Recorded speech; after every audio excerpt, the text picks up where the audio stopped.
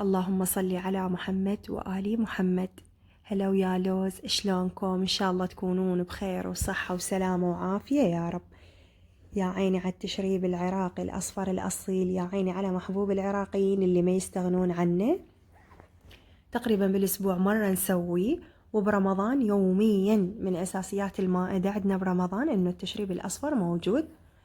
نزلت الفيديو بحسابي بالانستغرام، وهواي بنات دخلوا لي دايركت انه شلون الطريقة، شنو السر بلون تمن الجزر حلو.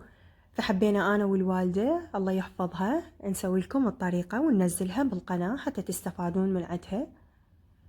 المكونات: حمص مسلوق، بصل، وعندنا نوم بصرة اللي هو الليمون المجفف. هنا نثقبه بالسكينة فالثقب بسيط على مود النكهة.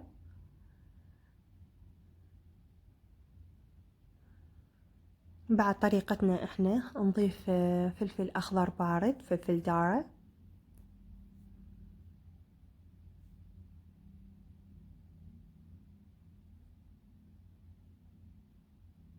والمكون الاساسي بالتشريب الاصفر اللي هو البوتيتا والبطاطا. شوفوا شلون هنا الوالدة تقطعها 4 قطع، انتو براحتكم تردون تضيفونها قطعة كاملة، تردون تقطعوها القطعتين باللي يناسبكم واللي يعجبكم.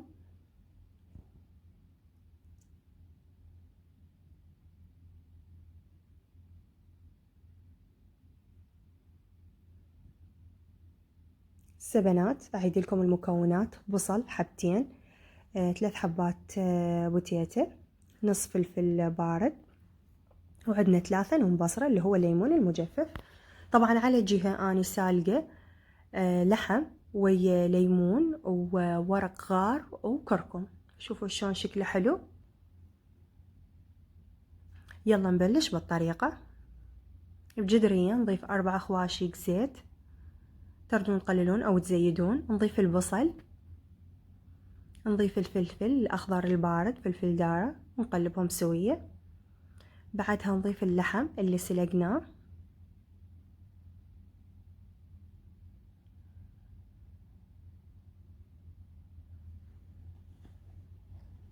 بنات السر بطعم التشريب هو بالبهارات: كركم، بابريكا، وعندي فلفل أسود، وعندي بهارات تشريب لحم. البهارات اللي استخدمتها هو بهارات الملوية. نضيفها كلها على اللحم والبصل والفلفل الأخضر ونحمسهم. بعدها نضيف النوم بصرة ونضيف البوتيتا.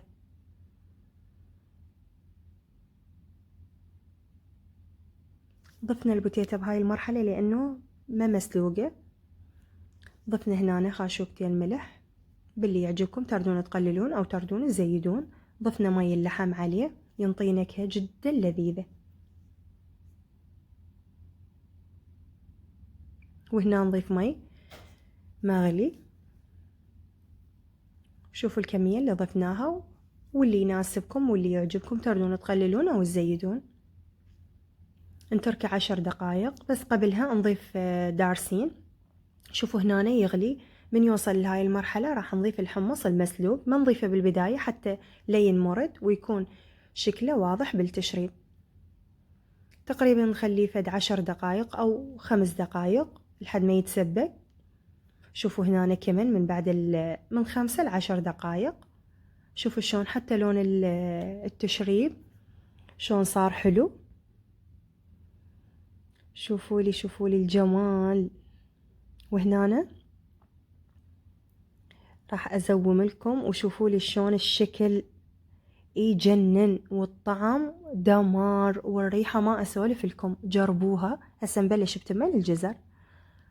بجدرية نضيف زيت، نضيف بصل، راس بصل قطعناه بهذا الشكل لحد ما يذبل. بعدها نضيف الجزر.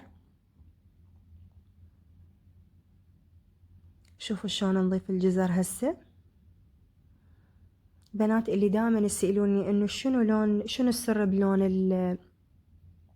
تمن الجزر، اول شي انه نحمس الجزر لحد ما يتغير لونه. هسه تشوفون شلون راح يتغير. باعوا لي شوف شلون تغير لون الجزر.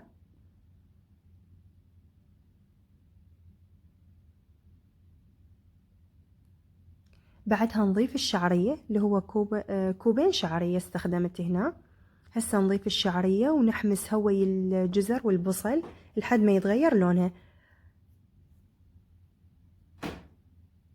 وهذا هو السر انه شلون يطلع لون الجزر، تمن الجزر حلو. شوفوا هسه نقلبها لحد ما يتغير لونها.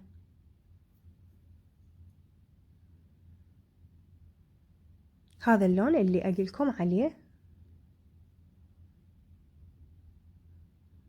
هسه نضيف تمن استخدمت كوبين، وانتم الكمية اللي تناسبكم تقدرون تقللون او تزيدون.